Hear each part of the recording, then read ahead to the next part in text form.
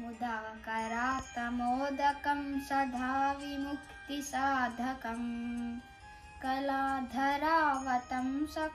विलासलोकरक्षकम् अनायकैकनायकं विलासितेभ्यदैत्यकं नताशुभाशुनाशकं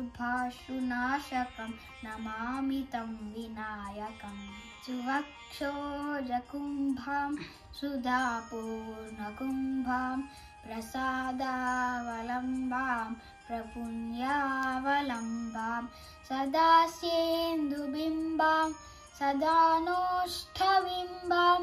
भजे शारदाम्बाम् अजस्रं मदम्बाम् समस्तलोकशङ्करं निरस्तदैत्यकुञ्जरं दरेतरोतरं वरम् अवक्त्रवक्चरम्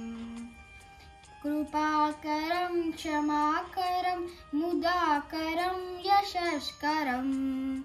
मनस्करं मनस्कृतं नमस्करोमि भास्वरम् न तेतरातिभीकरं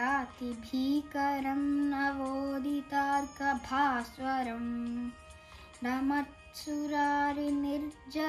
न ताधिकापदुद्धरं सुरेश्वरं निधीश्वरं गजेश्वरं गणेश्वरं महेश्वरं तमाश्रये परात्परं निरन्तरम्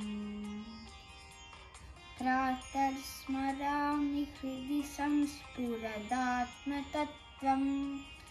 सच्चित्सुखं परमहंसगतिं तुरीयं यत् स्वप्नजागरसुषुप्तमवैति नित्यं तद्ब्रह्म निष्कलमहं न च भूतसङ्गः।